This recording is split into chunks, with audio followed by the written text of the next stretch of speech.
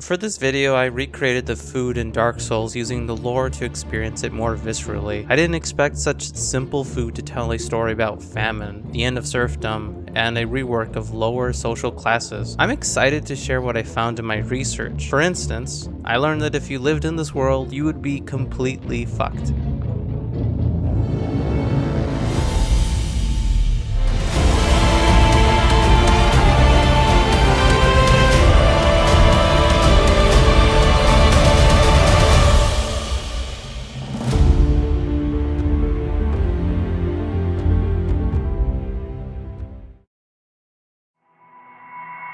Let's start by talking about how I approached recreating a dish from this world. I thought there would be food in Dark Souls, but there was practically nothing. Each city explored has crumbled by a rampant disease, which turns people into an undead. However, they can still suffer, and some survive through stealing and cannibalism. I would have been a sucker without you.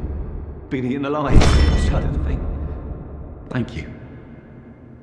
Thank you dearly. The only food in this game is the human meat being prepared by the butcher for a cauldron of stew boiling away nearby, without a representation of the final dish, or a recipe, or a list of ingredients. I had to look at the inspiration for the game. The Dark Ages in Europe. The bubonic plague ravaged Europe in the 14th century, and most of us are familiar with what happened, but I hadn't questioned just how food production continued in this time. Jessica Cordova covers this subject in her thesis, Mortality in Meals, the Black Death's Impact on Diet in England. For context, England had experienced multiple famines prior to the Black Death, but the worst came in the Great Famine of 1315, which was caused by terrible weather conditions. And whenever there were famines, it would usually just affect the lower class. And outside of these famines, peasants were just eating meager morsels of meat, little ale, and cheap grain. There are architectural sculptures depicting wheat on church walls in the game. This one seems to depict a person kneading dough, a lit oven, and a basket of bread. It would suggest wheat and bread were integral to life here, but as the flavor text for this weapon explains,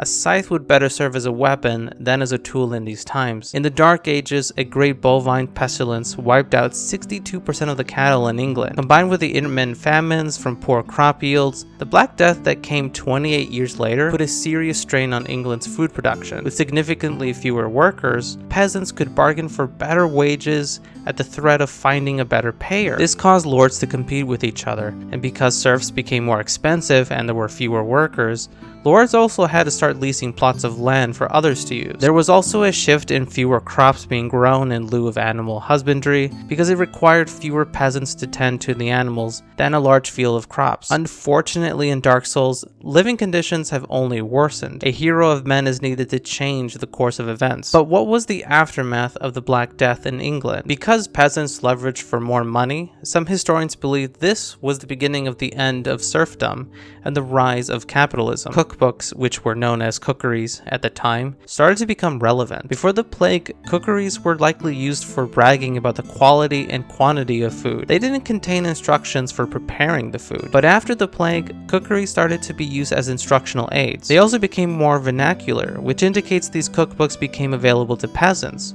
And over time, they became more detailed and more elaborate due to the demand for better food, for they too wanted to experience the treats of the upper class. It's absolutely amazing that cookbooks signaled the rise of a better life for most of society. And 2 years after the pandemic, workers ate 10% less bread, but 13% more ale and 11% more meat, a huge jump coming out to nearly 4 times as much as before. The lords complained about the working class's greed and laziness, and it's really funny how all of this mirrors a similar pandemic. With mounting pressure to deliver, workers tell us they're doing their jobs without the proper protection and without enough pay. Got workers from Hollywood to Bardstown, Kentucky, who have authorized strikes and walked off of job sites.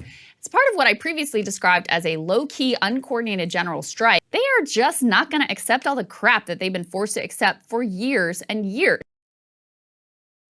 The Medieval Cookery for Modern Cooks is a great book which sources English and French manuscripts and illustrations from tapestries. I chose a simple dish from the book to fit the constraints of this land, pennies and bruet. It was a popular dish in Western Europe, and it's a stew-like recipe that uses bread as a thickener instead of a roux you might use in a kitchen today. The bruit was made with leftover breadcrumbs to thicken the soup, but I just used a blender to achieve the same thing once I let it steep for a bit. I also used pork loin instead of chicken just to embody the butcher.